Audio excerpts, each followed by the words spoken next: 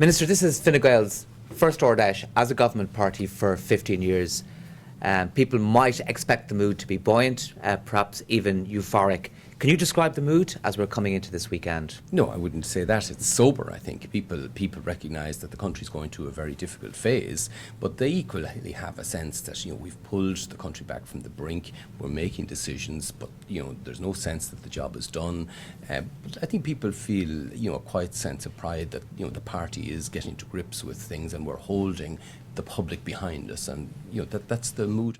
OK, it's the 31st of March. The Ard Fheis coincided with two other events or two other deadlines. The first was the payment of the 3.1 billion that was owed on the Anglo promissory note, and there was lots of toing and froing in relation to that during the course of the week, and a resolution. And the second one was the deadline, which we await at midnight tonight for the household charge. Both of those events had the potential to cast a shadow over the Ard Fheis. How have they impacted on this event, in your estimation?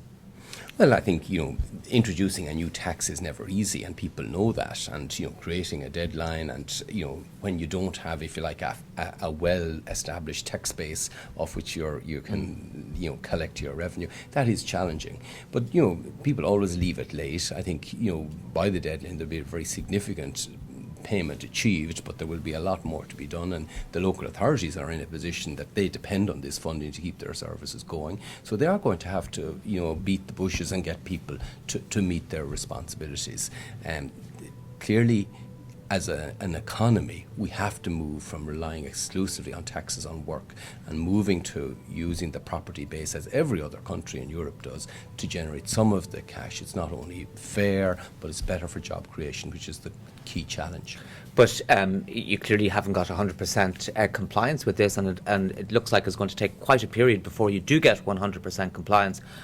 What can be done now, or where does the government go from here in terms of trying to get people to buy into this new property tax, which has, of course, an opt-in or an opt-out choice, but people have chosen to opt out and are prepared to face the penalties? Well, I think it is, every instrument will have to be used. I mean, the local authorities will be, encouraging and pressurising people to meet their responsibilities. This is a tax, it's a legal requirement.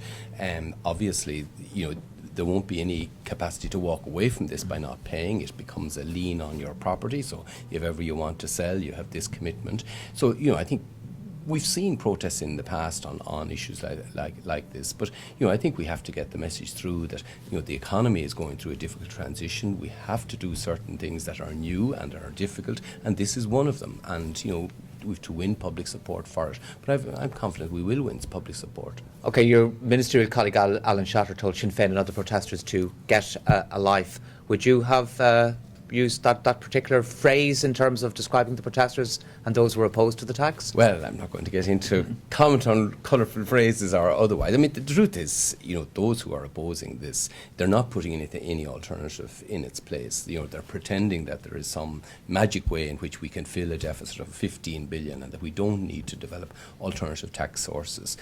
That's simply not the truth. I mean, they are fooling people, and we need to have a sensible conversation in this country about how we're going to fund the public services that we need, and it does mean broadening the tax base. We can't keep pushing up, universal social charges and other things that have put huge pressure on families. So we have to find a way that spreads the load more fairly, and taxing property that people own, and many people own very valuable properties. Moving to a basis that we collect revenue from that is eminently fair. OK, and finally, it's Enda Kenny's first Ard Fheis speech as Taoiseach tonight. What should we expect? Well, I think Enda will reflect the mood in the country that, yes, we have made a lot of progress in a year. We've brought the economy back from the brink, but, there's no sense of triumphalism that we have solved our problems. It's a work in progress, but I think he will reflect, what has been the strength of the government in the last 12 months, his energy, his drive for making decisions, getting decisions done, holding people to account and driving on. I think that will be what will be reflected, I think, in his speech. OK, Richard Bruton, thank you very much indeed. For more politics on the Irish Times, please visit our website, www.irishtimes.com. Thank you very much indeed.